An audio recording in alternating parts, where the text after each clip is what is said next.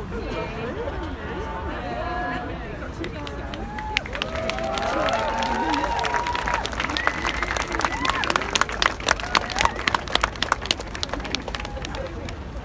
are you hiding?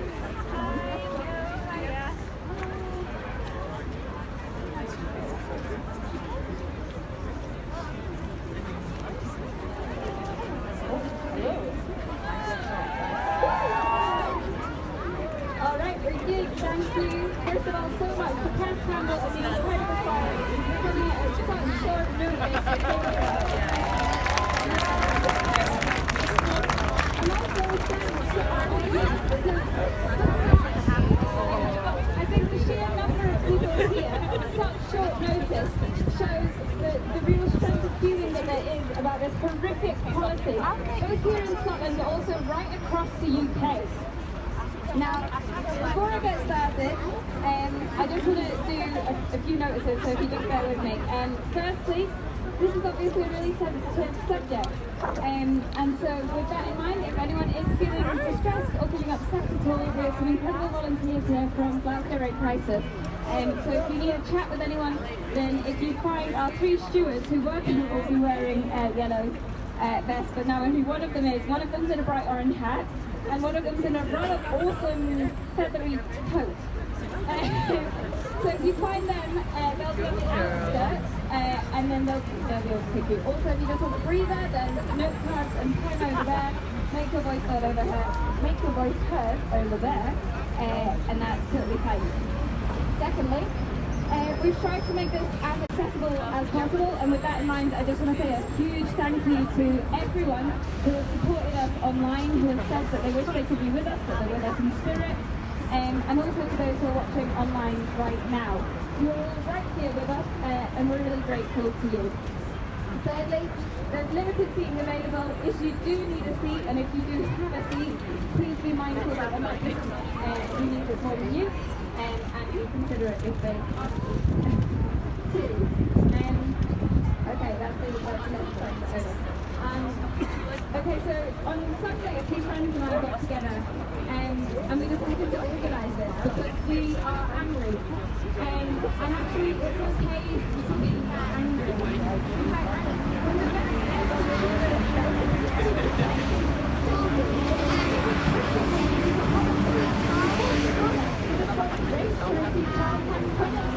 we have to be angry.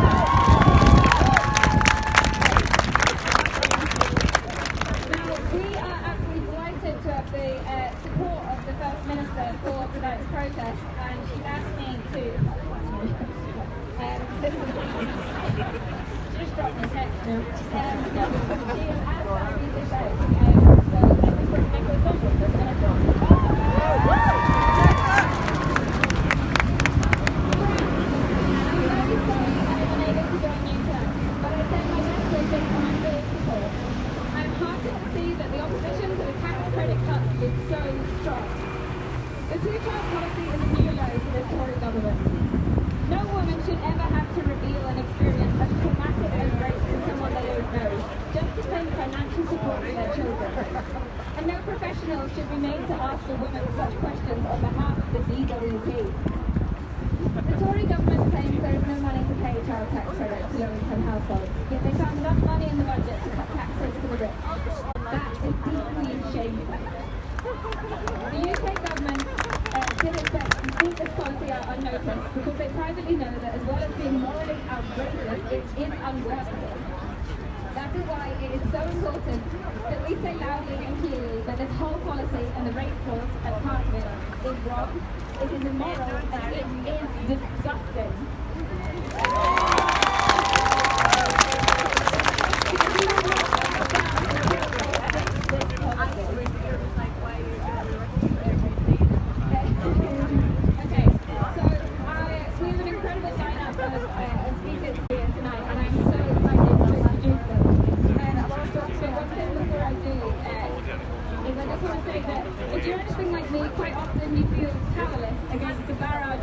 awesomeness that comes our way. But I just want to say that you are not powerless. None of us here are powerless. It is important that we have this protest. It is important that we turn up, that all of you turned up, and that we continue to turn up, and that we are persistent. Because the only other option is giving up, and we are not giving up.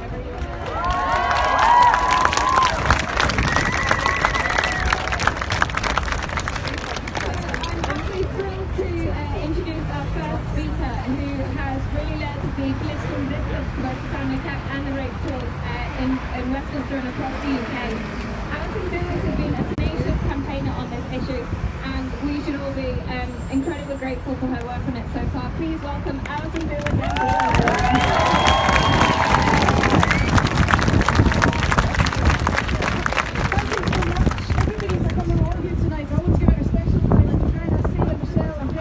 Organising this event tonight. I also want to thank Engender, Scottish Women's Aid, Rape Crisis Scotland, Rape Crisis Glasgow, women and all those organisations who have given so much support to me over the past 21 months. It's 21 months, everybody, since the UK government snuck out in the summer budget that they were going to limit tax credits to the first two children, and that they were going to make women who had been raped prove that in order to take claim tax credits. Over the past 21 months, I have raised this again and again.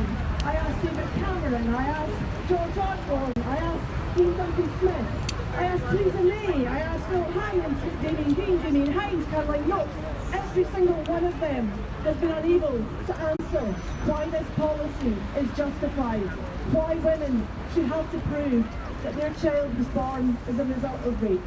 It is a policy they cannot justify. It's vile, it's cruel, and it stigmatises not just the women, but those children too. Can you imagine how dreadful it would be to find out that that was the circumstances that you came into this world? The government has no right to do that to children in this country. It is appalling.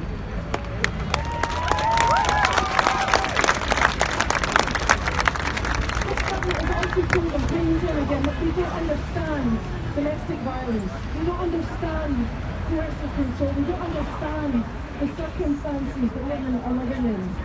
But one of the ministers to tell me in a meeting the women should just flee. But what has been little being known about the dangers that women are put in. You need to know, you need to hear just how despicable this policy is. But it's not just this cause. The family cap as well. They want to limit tax credits, the children's retirement of universal credit to the first two children in a family. That says to people, we only value those first two children. We make a judgment on the life that you live, on the choices that you make. That is not acceptable in a free society.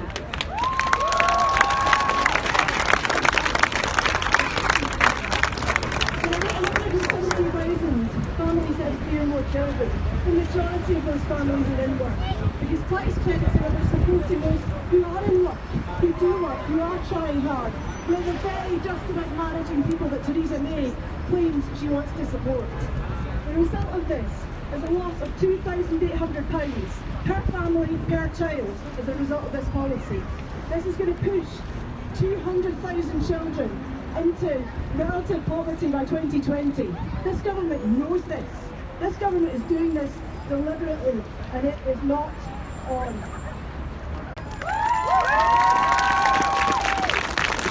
With the family cap, we don't take into account blended families. Families who come together from two separate relationships, which happens very often.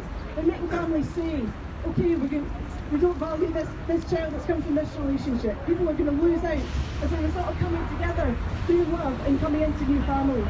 It's going to stigmatise people from ethnic minorities, people from religious faith groups, who will be disproportionately affected by the family cap. It is punishing people for the circumstances they are in that they can do nothing about. They can do nothing about their circumstances, but this government is passing judgment on how much money they're worth. That is unacceptable.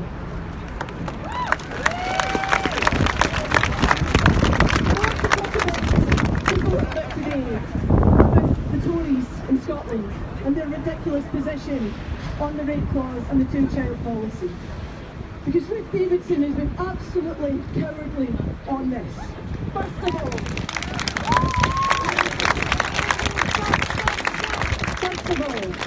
she hid behind her spokesperson. She wouldn't even come out and make a statement herself. She hid behind her spokesperson and said, oh, aye, she's a lot less brave when she's not on a tank. You're quite right, Jenny Godley. And just this afternoon she said, oh,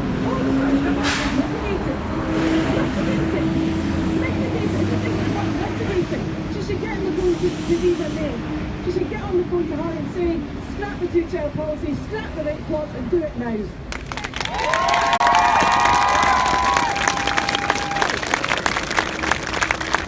Because this isn't just about women and children and families in Scotland. It's not. It's about families the length and breadth of the UK. It's about the judgment that this Tory government is putting on them. For women in Northern Ireland, if they go and confess that they've been raped by somebody, that person is obliged to tell the police. That's putting women in direct danger for women in Northern Ireland, and that's something the UK government is not addressing either. We need to protect women in England, in Wales, in Northern Ireland and in Scotland. The women's movement in Scotland has been fantastic on this. Women's organisations in Scotland across the board have said, we disagree with this policy. We will not be part of implementing this policy. We will not help women fill in this form that says, support for a child conceived without your consent. We will not facilitate this brutality to women in Scotland.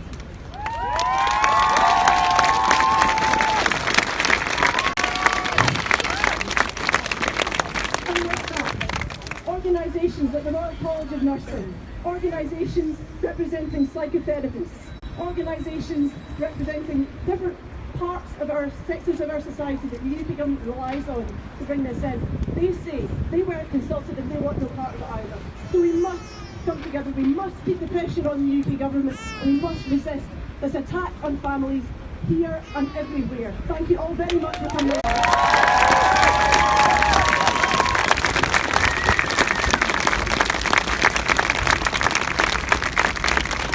Thank you so much, Alison. Yeah, as we said before, your work on this has been absolutely incredible, and we are really grateful. Our next speaker tonight is the National Coordinator for Rape Crisis Scotland. Now, Rape Crisis Scotland has done an extraordinary amount of work alongside Scottish Women's Aid and Engender Scotland to really lead the organisational resistance to this policy.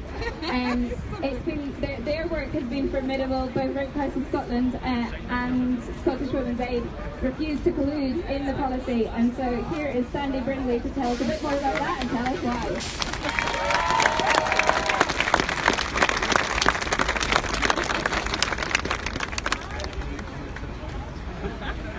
Hi there. Thank you so much to everyone for coming here tonight and standing tall and saying that we believe in women who have been raped, and we don't think that women should be treated in this way in Scotland or in the rest of the UK. I think this is a horrific policy.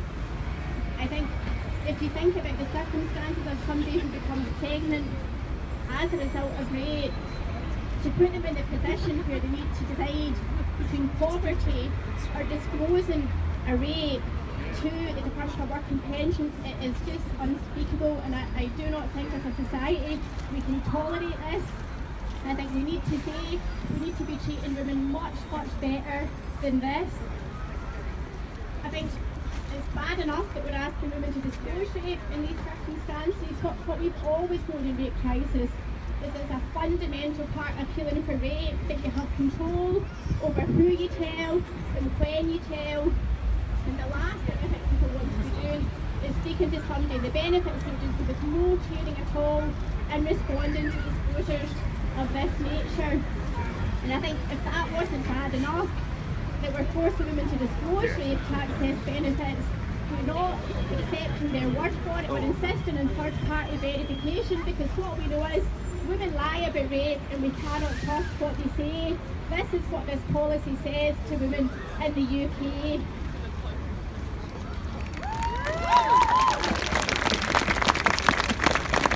The Department for Work and Pensions wanted organisations like Great Crisis and Women's Aid to be willing to act as what they called as third-party verifiers, where women would come to us and tell us they'd been raped and they conceived a child as a result of rape, and we would sit there with our calculators and work out whether or not the numbers added up and whether or not that was credible that somebody had conceived a child as a result of rape. And for all rape crises and women's aid, there's no way this is something that we're willing to collude with. This is not the way.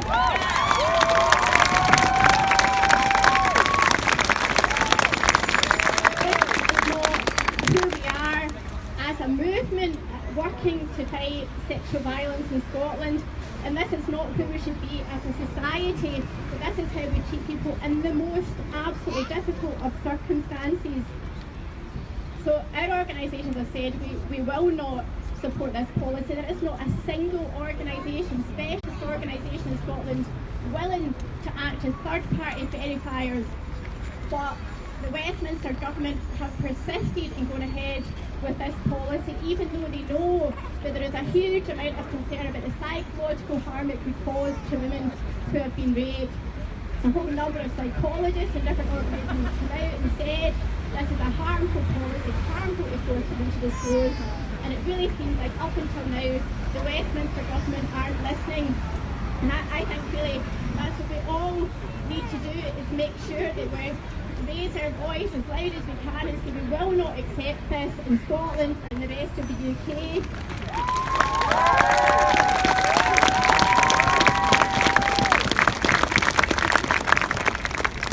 I think it's fair to Brenna and everyone else who's involved in this protest about people taking that power and making it clear that we will have our voice in this and we will try and make a difference. There's lots of things we can all do to keep raising our concerns about this and to say to the government we will not stop protesting until you reverse this awful policy.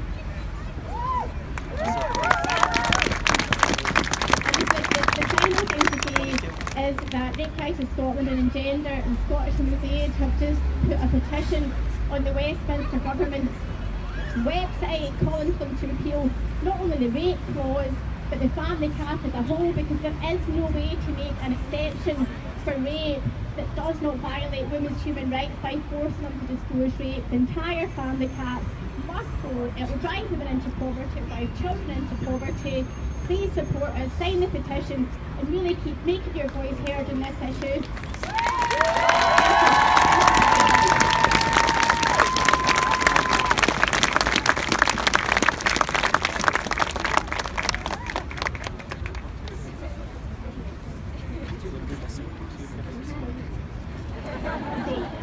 Sign our petition.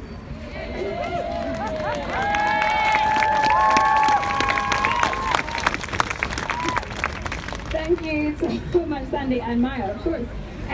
That petition that Sandy's talking about is online right now. You can find it on Engender Scotland social media. You can find it on Scottish Women's Aid social media, and I think Rape Crisis is social media as well. So please do. That is something we can definitely take away from this right now, and something that that really matters. So, our third speaker is the incredible Myrtle Wadwad, who has worked at Shakti Women's Aid, which is a small charity in Edinburgh that works specifically with BME women experiencing domestic abuse. Now, Shakti and Riddle have done an incredible amount of work, not only in the day-to-day basis, but working to make sure that all women can access benefits, because that's something that we all really need to remember, and that includes women with no recourse to public funds, which means that women who can't access benefits on the basis of their immigration status. So here to say more about the rape clause family cap at a local level, but also about how we can support all women, please welcome Riddle.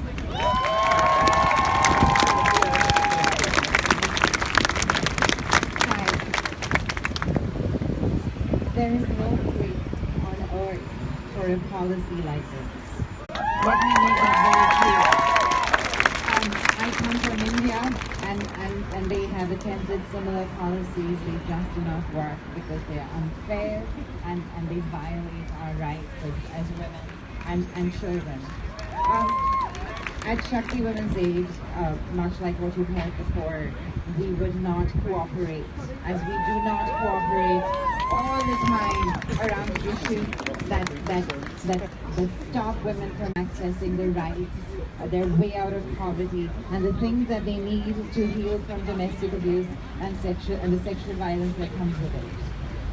For Black minority ethnic women subjected to immigration control, for the last decade or so of my life, and for more than 30 years, women at Shakti have fought, as have many other women's organizations across this country and the United Kingdom, have fought to make sure that all women living in the UK can access welfare when they need it. However, in this whole debate, what I did not expect in 10 years of campaigning is that more women would join us in not receiving what they need to be able to have healthy, happy, and safe lives. We need to think about women with no recourse to public funds, who are not even getting the little money that this cap has permitted, I must say, or said that some deserve. So do take a moment to be angry for all those women who get nothing. For those women who are being told that my time and the time of my organization and many like ours is not worth their experience. Where we are being told that we cannot speak to them because they are no recourse to public funds.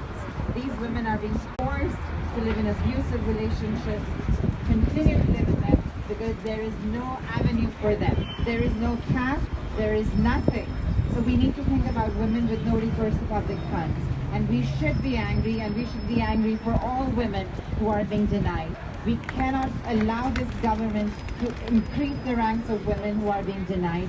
We have to reduce and decrease and think about all women. That's all I have to really say. Thank you so much.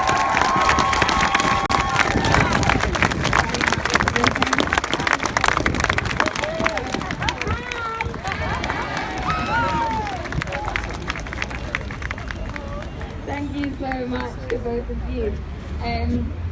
Amazing, brilliant. Thank you so much. That was really incredible and really important for us all to know about, frankly, because I think there's really limited awareness. And so I'm just really grateful to Murdo for coming along today. Our fourth speaker is incredible. She is a feminist activist who is a campaigner as well, both on women's rights and representation, founder of the Women 50-50 campaign, and all right badass. Please welcome Tala Yacoub.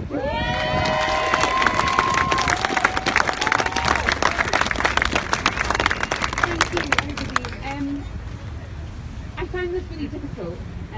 Whilst I appreciated being asked to come along and speak, I've not been this upset and this angry in a really long time, and I didn't really know what to say because I was just disgusted into silence. And I think that's how they want us to feel, and we can't be silent. I allowed myself some tears, and then I stopped being silent because we can't afford it.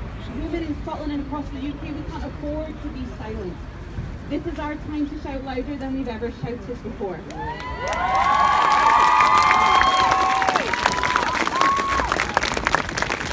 Because don't be mistaken, this is misogyny being delivered by government policy.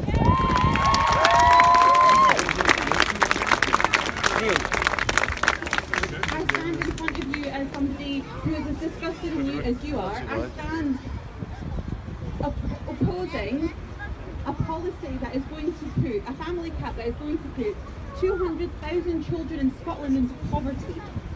I stand here opposing a policy that disgusting policy that is preventing women from getting access to state funding that they should be damn well entitled to in the first place.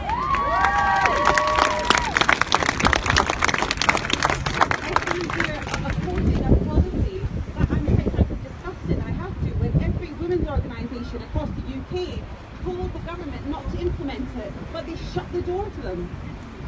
I stand here in opposition to a policy that reduces women down to a black and white form. I stand here in opposition to a policy that thinks so little of women, has no ounce of understanding of sexual violence and no fraction of empathy for the women who go through it. But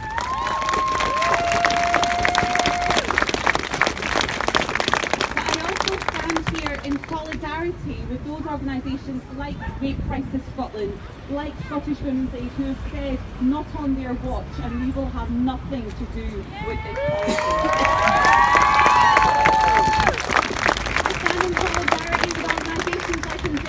Who are tirelessly working to find any avenue possible to prevent this policy from existing, and we must stand with them too.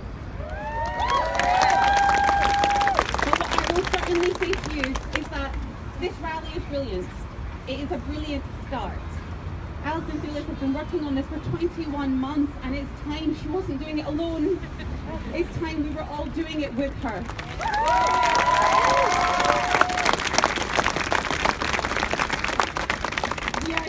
We're together, we're disgusted, but you don't get to go home after this. You don't get to pat yourself in the back, send a tweet and say, oh, I did it. That's not enough. We have to campaign. I want to see you lot at rallies every weekend if I have to. You don't need a weekend. I want to see you campaigning. I want to see you shouting down every person who allowed this policy to exist in the first place.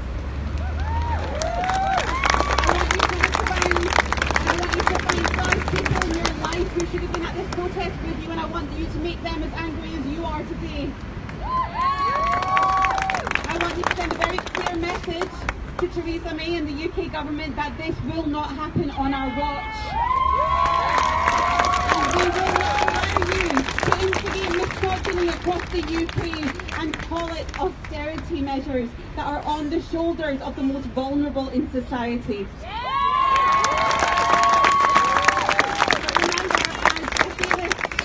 Remember, there's somebody you need to lobby right here in Scotland, and that person is Bruce Davison, leader of the Scottish Conservatives. Yesterday I was appalled at a statement by a spokesperson. She stood by and she said, I stand with this policy. She defended this policy. And I think it's important we let her know, let Theresa May know, let every single parliamentarian that has allowed this policy to exist know how disgusted we are. So I want you to do two things. I want you to go and sign that petition. I want us to have our debate in Parliament. I want you to sign it now. Not literally now, but now at some point in the near future. And secondly, I want you to contact every political representative you have at any level to tell them that this is not on and that you're campaigning. I will campaign with you every step of the way. It will be a hard thing to defeat, but defeat it we will. Thank you.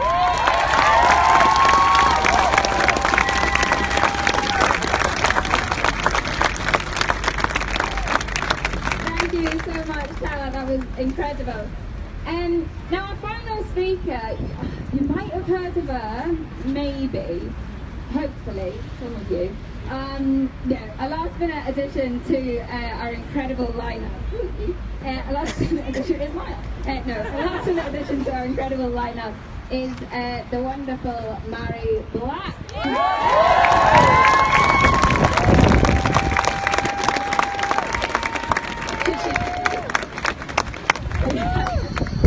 So yes, please welcome Mary Black.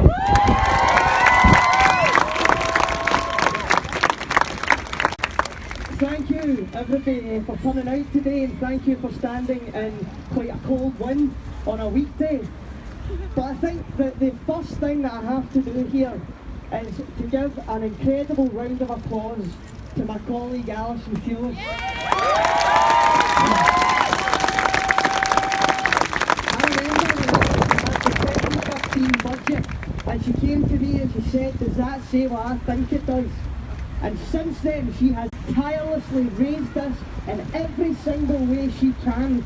2 years she has been talking about this, and I am glad now that people are listening.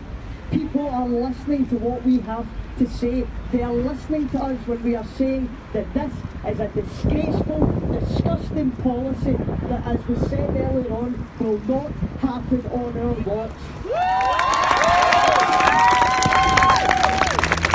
Now, not only are we all rightly disgusted by the fact that any woman has to declare and relive probably the most horrific event in her life, all for the sake of a few pounds, all for the sake of benefit to help raise a child. Not only are we disgusted by that, but let's remember that the policy itself is disgraceful, even without the rape clause. And I've heard all the arguments that say poor people shouldn't be having children they can't afford. I've heard all that rubbish, and I have to say that that statement is as inaccurate as it is callous and cold. Life is complicated. Nobody knows what is coming round the corner. All it takes is one accident, a death, all it takes is one redundancy to find yourself in the position where you need extra support. Surely we should be judged by how we support the people that need it most. Is this the kind of society that we want?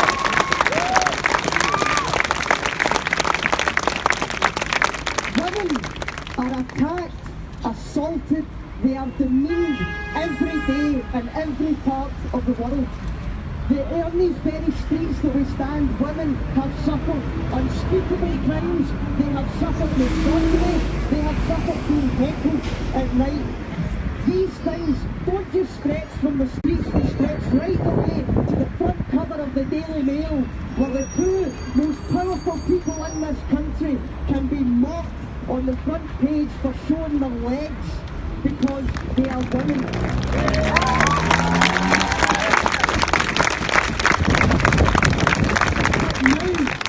That misogyny and that demeaning tone is now being enshrined in law.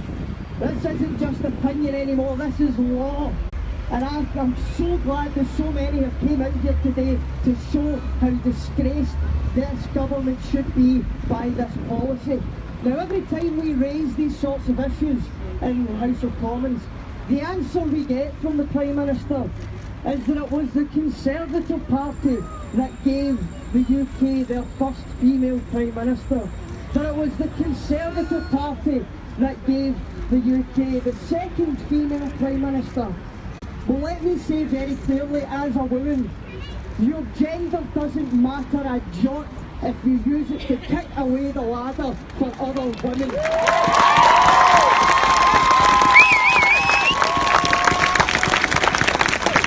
We already know that austerity hurts women more. Since 2010, 86% of the burden of austerity has fallen on women.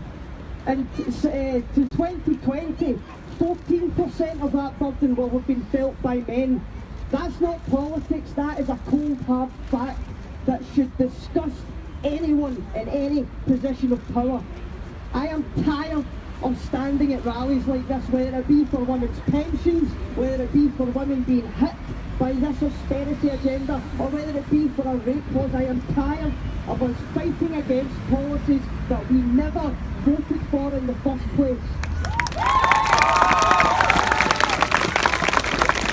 And that is where, above all else, and I know it's been mentioned before, the silence of the Conservative Party's branch in Scotland is deafening. Now the fact that Ruth Davidson is perfectly comfortable to go on Question Time, is perfectly comfortable to go on Have I Got News For You, but will not stand in front of a camera and justify this abhorrent policy, tells you all you need to know.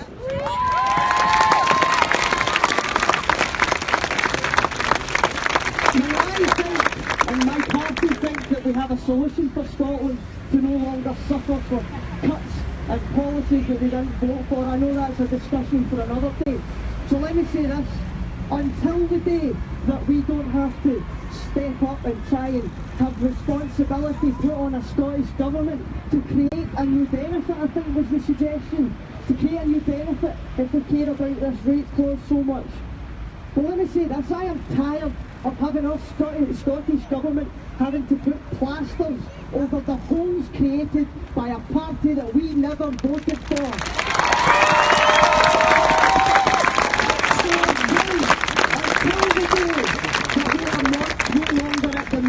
day of politicians unaccountable to us. Until that day, let me say this. Women have to start standing up for themselves. Women have to stand and say to the UK government and say to Theresa May, enough is enough. No more. There will be no more. And any self-respecting man will gladly stand alongside us. So again, thank you for coming out today. Thank you for all the support. And keep up the work. You're going nowhere.